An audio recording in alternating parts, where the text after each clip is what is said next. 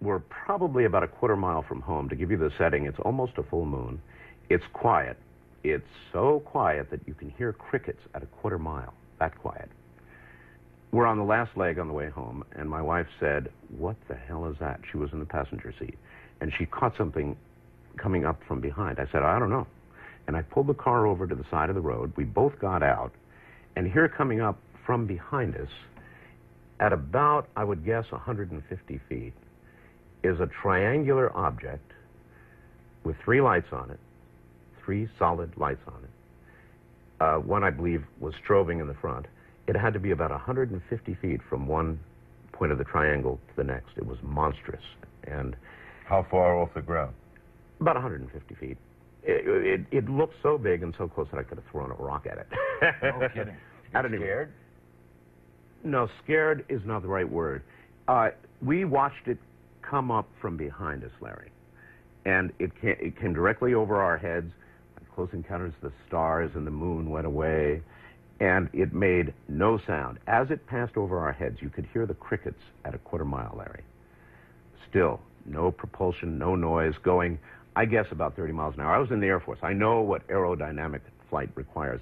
And trust me, this thing was defying gravity. Of course, the explanation would be that's an experimental Air Force base that's secret to everyone, and that probably is something they're working on. Then, maybe so.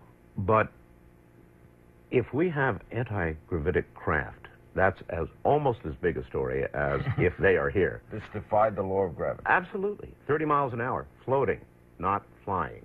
And we watched it, we stood and we watched it go over the valley for about 5 minutes, kind of with our mouths on, open. Why did that not make you a believer that there is something somewhere else? It did make me a believer that there are things that we don't know about. Now, it could be ours, it could be theirs, but the way I figure it, either way, it's a big, big story. Yeah, if it's ours, it's a big story. If it's theirs, it's If it's ours and we have anti-gravity, it's a big story. Mm-hmm. And they're keeping a lot from us. They developed the F-117 Stealth up there. Well, what have they been doing since? You're into things different, right?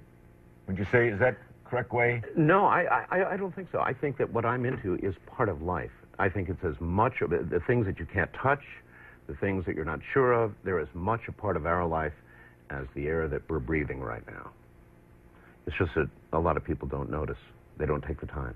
You don't screen the calls, right? I don't screen I didn't either for all those. I've never screened a call till television. Is that right? Yeah, but it's fun, much more fun. Why it screen is. A call? My view is that if the talk show host is talented enough, that you can take any call, no matter how strange, how weird, and make it fun, entertaining, informational, something or another. It's just, I enjoy I don't want to know what's coming. Certainly much, neither do I. Much more spontaneous, right? Absolutely. Well, the screener screens, but I don't want to know what the subject is. All I want to know, all I ever want to know is the city.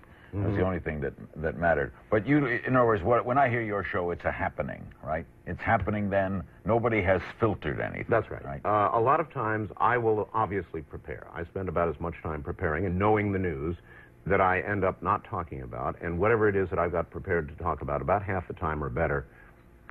Do you set a subject, or can anybody call on anything? Anybody can call in anything. And believe me, that's what I get. I get time travelers. I get people claiming to be immortal. I get some pretty strange people. But they're fun. What's it like to broadcast out of your house? I used to commute, taking about 2 hours of my time every single day. To a Vegas station? And I thought that when I came home, when they built the studio in my home, I said, hey guys, how about building a studio in my home? And they did. And I thought, great, I buy back 2 hours of my life. Wrong. Now everybody knows where to find me. And so it's work from the moment I get up until I actually go to bed. Because everybody knows where to find me.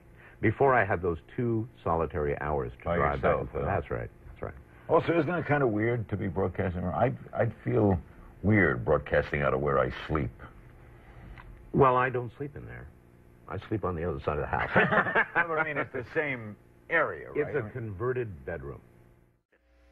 And yet that's what the pattern, we talked about pattern recognition early in the program, that's what it's all about. Well, Richard, with regard to ancient religion, yes, there probably was one. I think the Egyptians knew things, perhaps through some sort of religion that may have been formed around it or may have been the basis of it, who knows, that we still don't know. Things that we have not yet learned again, things that may be contained in a library under the Sphinx or somewhere else on the planet. I'll be damned if I know. But, yeah, they knew something that we don't know again yet.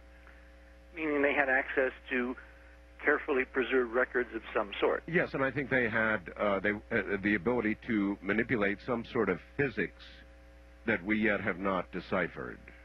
Okay, well, that brings up, of course, the question of the pyramids. Well, yes. And have you found your piece yet? No, Richard, I have not. You have got to. And I tore drawers open. I mean, obviously it's here somewhere, but Richard, in the years that I've been in this wonderful home with my beautiful wife, we have accumulated, well, once we had a garage in which we could spaciously park our two beautiful cars. It is now to the point where the cars, you have to manipulate them extremely carefully while going into the garage, lest you hit what is now occupying the garage, which is almost, half of everything we've had. I mean, it's unbelievable how much we've accumulated. I cannot bring myself to throw things away. It is here, Richard, but I don't know where. And then when I'm retired and I have time to go through all of this stuff, I'll find it. That means you're starting Tuesday, right? Well, maybe Wednesday. Maybe you should start a museum. Yeah, no kidding. Okay. Anyway, back to the Egypt thing, because if there is a piece of technology that's inexplicable, and we've described what that piece did and with the radium watch and all that. It should be noted, by the way, that the piece that I got, and you know how I got it, yes. I did not personally bring it out of Egypt. Do you hear that, Zahi? I did not do it. And Richard, there were other pieces that came out of Egypt. So the one I have is not the only one. That's right.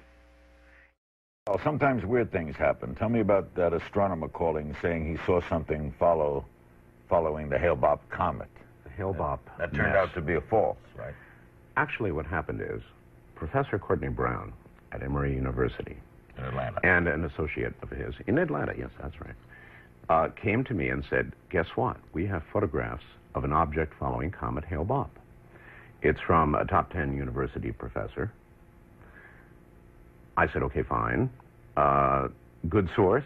Send me the photographs. I want to see them. So they sent me the photographs. I had Whitley Strieber also sent the photographs, to be sure. I talked to the physicist student that was associated, Prudence Calabrese. I had a lot to go on, Larry. And so I broke the story. Yes, there's something that apparently seems to be following Hale-Bopp, and I put a photograph of that up. How was it proven wrong? It was proven wrong when, in January, now this is a couple of months later, mid-November to mid-January, I finally got fed up of this so-called university professor not coming forward with his story. And so I called Courtney. I said, Courtney, I'm going to take the photograph and I'm going to publish it on my website. And he said, oh, don't do that. He called me and begged me, please don't do that. He said, it'll hurt your credibility. And I said, no, if I do nothing, that's going to hurt my credibility. So I put it up on the website, and it wasn't 24 hours. I got a call from Dr. Oliver Heinot at the University of Hawaii, who said, guess what? That photograph had to have been taken from this telescope within a 10-minute period of time. We can prove it because here's our photograph with the stars in the exact same position relative to the comet. Photograph. It was fraudulent. So I put the fraud up on the website right next to the real photograph, and it was obvious they were the same photograph, but something was drawn in behind. Hello, Art Bell. Hi there. I'm an Art Bell addict. I wish you'd do a program on Art Bell addiction. But I also wondered, what do you think might be the connection between Stonehenge and the Miami Circle? Is it the same type of sighting, but just smaller stones? All right. The lady refers to a circle. There's a developer named Bauman down in Miami. The poor fellow, I kind of feel sorry for him. He had a $100 million project. He began clearing the land in Miami for this $100 million project, and they found what appears to be a sacred circle. And they had the bold... Just like a chalk or a circle of what? A circle that resembles in some ways Stonehenge. And It was about to be plowed under. The big D9 cats were sitting there, and they were about to do it. And we began a campaign trying to save it. And they went to court with eminent domain, and I'll be damned if they haven't saved it. So we had kind of a phone thing going to try to save the Miami Circle.